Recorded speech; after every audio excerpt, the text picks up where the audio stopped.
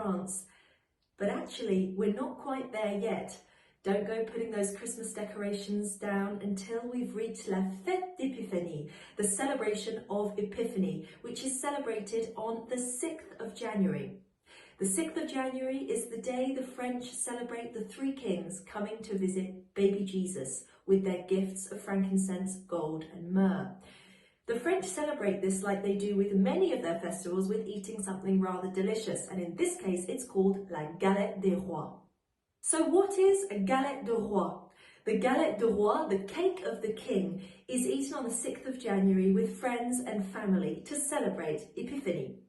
Now the Galette de Roi is traditionally a flaky puff pastry cake with the inside made up of frangipane, i.e. a creamy almond paste. So we thought we would give it a go and make our own version of a Galette de Roi for our followers of A New Life in France. We started off with our 100 grams of butter and our 120 grams of sugar, which we creamed together. Once we'd done that, we added in our whisked eggs along with our almond powder. Once that was all combined, we decided to add a little Charente twist, which was a little drop of Pinot de Charente. But you could either avoid this slight naughty treat or choose another one of your own desire. Maybe some cognac, maybe some fleur d'oranger, some amaretto, or you could be very sensible and just put in some arôme de vanille. You don't have to do any of that, but we thought it would make it a little bit more Charente, which is where we're filming this today. So once the mixture was all ready, we placed it onto our puff pastry and spread it out across the entire puff pastry that was sat on baking parchment.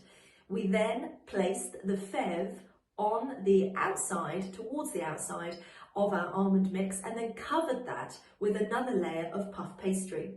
Then we took a fork and went round the outside of the puff pastry so that was nicely sealed, and then took our remaining egg wash to brush that over the top of the pastry so it all becomes nice and golden brown.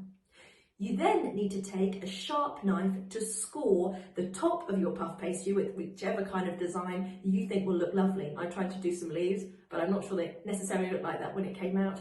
But however you would like to decorate it, be it with stars or lines or circles, it's up to you. Then we put it in the oven for 200 degrees for 20 minutes and waited for it to come out a nice golden brown colour. This cake that dates back to the Middle Ages is a very traditional cake that has this fève inside. This is the traditional figurine often made of porcelain, but it wasn't originally the porcelain figures that were used. It was in fact fève, the very small, hard, broad beans. And people would place the broad bean inside, nowadays the porcelain fève, and then whoever had the piece of frangipane tart with the fève inside was the king or the queen, and then that person's job was to decide who wished to be the king or queen alongside them. But how do you decide when you're slicing up your Galette de Roi who is going to get which slice? And of course, with the fève being inside, it can be rather competitive. So traditionally, the youngest member of the family goes under the table, and as the person who is cutting up the Galette de Roi says, "Who is this slice for?" the person under the table touches the knee of the person that piece of Galette de Roi is for. So when your delicious golden brown Galette de Roi has come out of the oven and you have decided who is going to get which slice of this delicious Epiphany treat, you sit down to eat it up with what? Of course, in France, the drinks are always very important. Now, we chose cider, which is often drunk from a bolet, which we'll come back to in just a second. But the cider we thought was really light and refreshing, not too alcoholic, and went very well with this puff pastry. But you could also consider champagne or other sparkling wines, such as crémant or perhaps veuvret. So we chose to have brut cider to accompany our puff pastry and frangipane tart, the Galette de Roi.